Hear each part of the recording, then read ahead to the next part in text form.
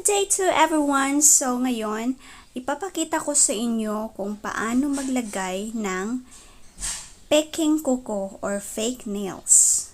So itong isang box of fake nails ay nabili ko sa Lazada.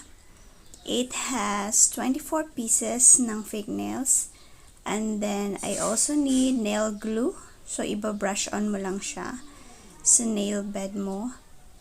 And I need a buffer.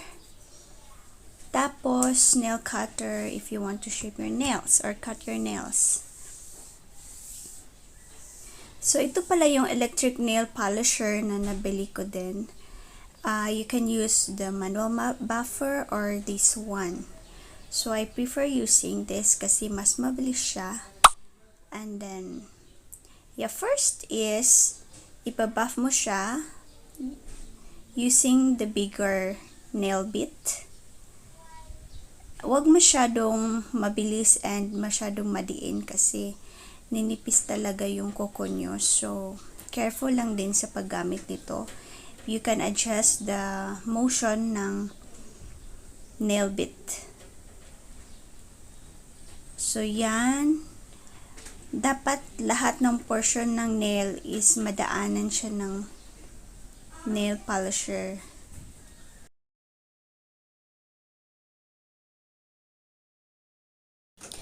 Para naman ma-separate yung mga cuticles sa nail beds, you can change the nail bit into the smaller bit.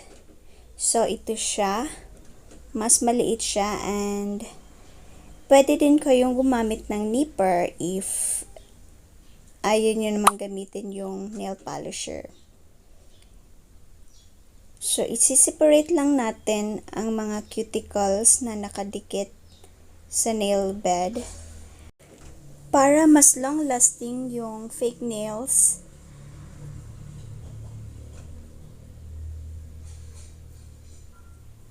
Careful lang din ang paggamit nito, guys. Kasi ako, nasa medium speed lang siya. So, yan. Ang fake nails kasi, it's like temporary nail. Like for example, nagmamadidil kayo or may event kayo. You don't need nail extension kasi super tagal ng nail extension na procedure. So, kung meron naman kayong available na fake nails, you just need the glue. At saka, buff mo lang talaga yung nail beds para mas long lasting siya. So, example nito, diba, mahirap siyang tanggalin using the nail bit. So, pwede mo siyang gamitan ng nipper. Yan. And then, kapag tapos ka nang i-buff lahat-lahat, you can wipe it with cotton and alcohol para ma-remove yung mga dusts.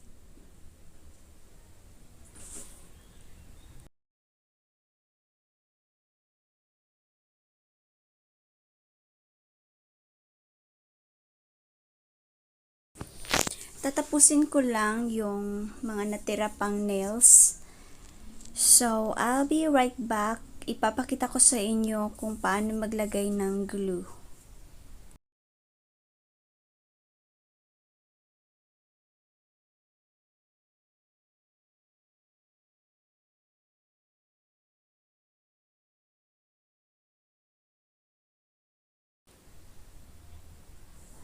You can use a manual buffer to make the edges of your nails na hindi masyadong magaspang. So, ibabuff mo lang siya. So, ito na pala yung mga fake nails. These are 24 pieces in a box. So, first is pumili kayo ng fake nail na talagang magmamatch sa size ng nails nyo.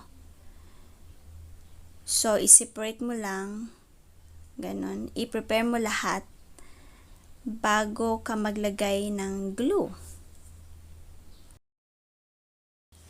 Sa paglalagay ng glue, para ka lang nag-a-apply ng nail polish.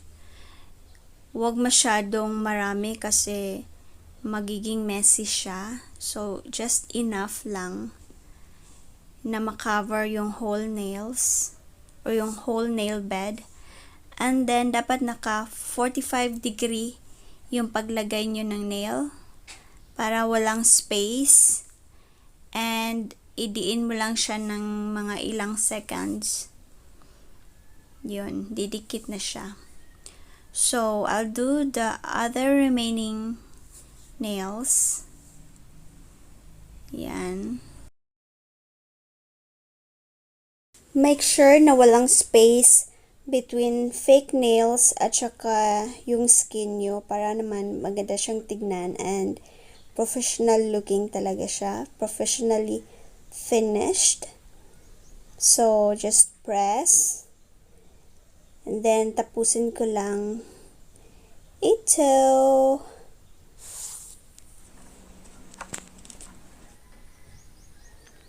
Maganda siya if bibili kayo ng designs na klase or even simple ones. Ito kasi is, actually, I don't like the color, but wala kasi akong choice. Ito yung napadala sa akin ng seller. So, it's just to show you how to really put the fake nails. Actually, pwede mo naman siyang i-change ng nail polish. Like, ibabuff mo lang siya para ma-remove yung mga designs. And then, you can apply nail polish or even gel polish. So, on my next video, I will show you how to change the nail polish by using gel polishes. So, ito na yung final result niya, and huwag niyo siyang basain like a couple of hours para talagang kumapit pa siya sa kuko niyo. And you can also shape the fake nails. So, ito, hindi ko na siya ni-shape. And I changed my thumbnail because I prefer this design. So, that's all, and I hope you enjoyed watching this video. Please comment below if you want me to upload more videos about nails. Bye!